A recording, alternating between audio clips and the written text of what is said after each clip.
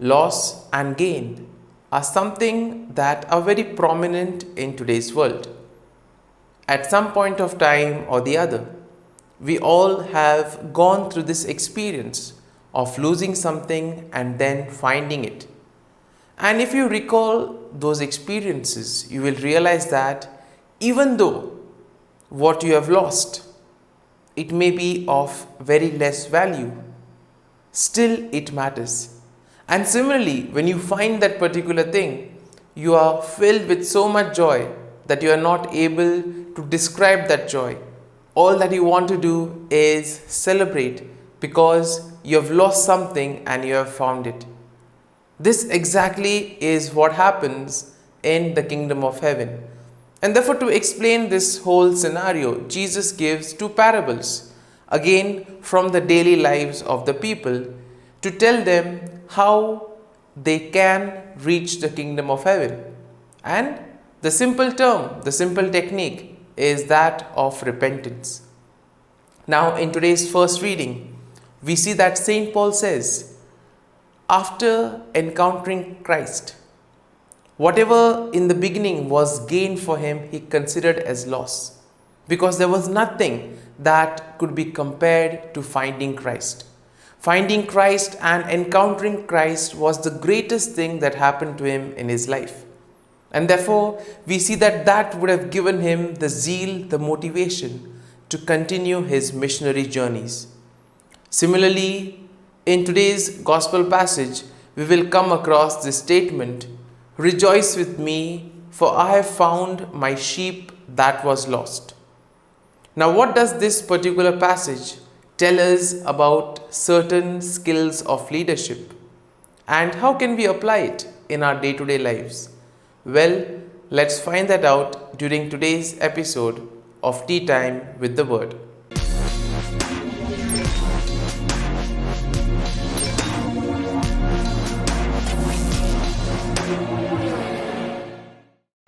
But before we can begin our reflection, let us take a look at the readings for Thursday in the 31st week in Ordinary Time.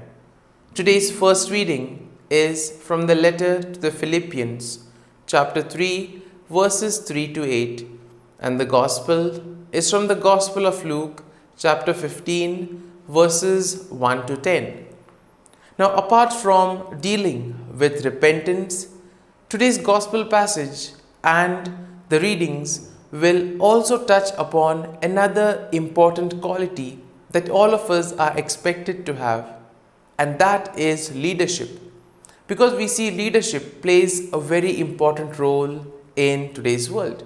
If we have good leaders, we are able to develop, we are able to prosper, we are able to make a difference in the lives of others. On the other hand, if we have leaders who exploit, who discriminate, then we see that the goal is not achieved, development and progress does not happen.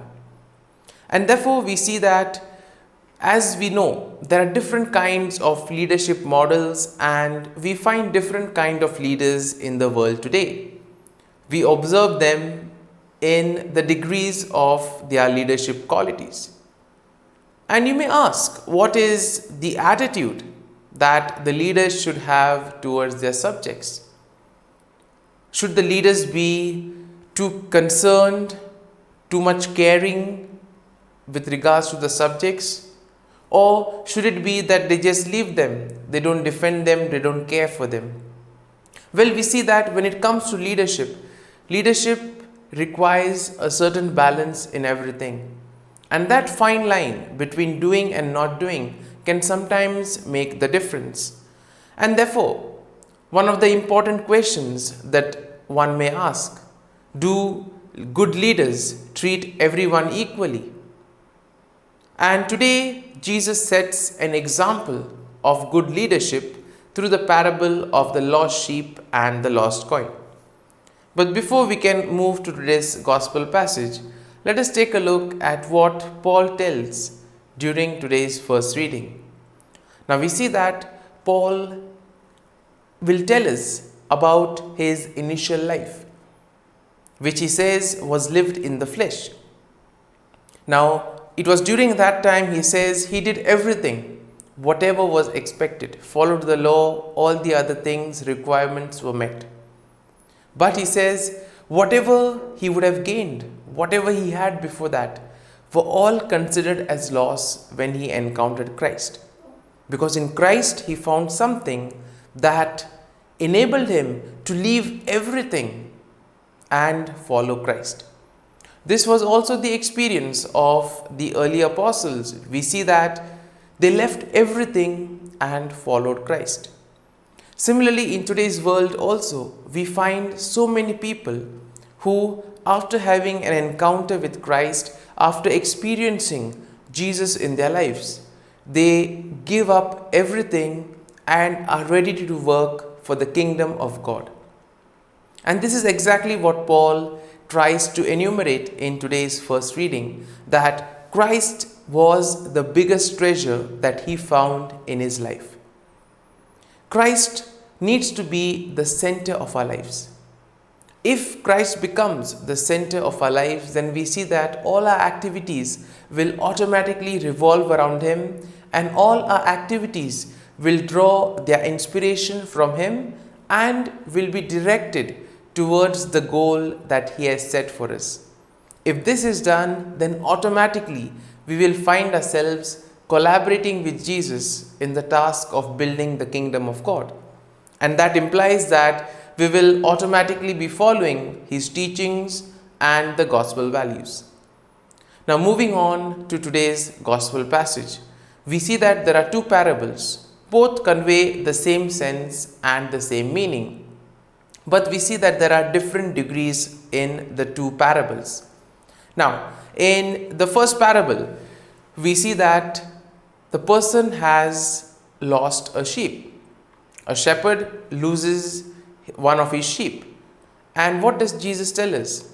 A good shepherd will be one who will go and search for that one, will leave the 99, will search for that one, and after he finds that one, he will be so happy that he will celebrate with his friends. And this is exactly what Jesus says happens in the kingdom of God. There is rejoicing over one repentant sinner than over 99 righteous people. Now, the context for this is very simple. We see that Jesus did not discriminate. For Jesus, everyone was equal. And Jesus would give more attention and more time towards those who really required attention. And in this way, we see that Jesus was somebody who was able to judge and see who needed what. Just as the doctor gives proper prescription for a particular health condition, Jesus was also able to do the same thing. And therefore, when he saw sinners, when he saw tax collectors, he could sense that there was a sense of repentance, there was something within them that they wanted to change. And Jesus would touch those areas. And here we see that the scribes and the Pharisees, who considered themselves absolutely perfect, they were judging Jesus. And for them it was like, how can this man be with sinners? And to address this issue, to address this frame of mind of the scribes and the Pharisees, Jesus gives these two parables today. And in this way, Jesus tries to show that a good leader knows the way, walks the way, and shows the way. Today we live in a pluralistic society where all kinds of people live. We see a lot of good as well as bad in the world. But today we see that there are people who have power, money, name, and fame. And often it goes that these people tend to get all their work done. They are respected in society and they are highly regarded. Whereas on the other hand, when you find people who lack such things are often neglected, are often left unattended. And who are these neglected ones? These are basically the poor, the marginalized, the suffering, those deprived of resources, and so on. And thus we see that each one of us is a leader in one way or the other. And therefore we can ask ourselves, do we take a stand with the lost and the least? In today's gospel passage, we see that Jesus takes the stand for the tax collectors and the sinners. And therefore he defends them, saying that they are in need of repentance and it shall be given to them. They repent, they change their lives, and thus they will be warmly welcomed in the kingdom of heaven. And here we see that Jesus identifies himself with the lost and the least in the society, and he gives them new life. This identification is the true meaning of a good leadership, because a good leader is one who empowers people. Therefore, sometimes we may have heard of the common expression, you do not give fish to a person, but you take him to the lake and teach him how to fish. That will be more effective. In a similar manner, we see that a good leader is one who is supposed to empower his people, help the people to stand on their feet. Jesus empowers people. He gives them new life. And therefore we too are called to empower people around us. We are called to give them new meaning. We are called to motivate them, enlighten them, and thus help them to become better people. And therefore we see that a good leader is not one who will rejoice when others around him are unhappy. On the contrary, we see he will try all his best in order to make others around him happy. And therefore today, as we reflect on these two parables, as we reflect on the first reading, let us pray for this grace that we may not be led by our selfish tendencies, that we may put aside all the thoughts of doing things only for ourselves, but just as good leaders, that we may be concerned about others, that the well-being of others may take precedence in our lives, and thus whatever we do, it may be in order to create a better place, a better society, so that we can accommodate everyone and thus make the kingdom of God a true reality. Amen.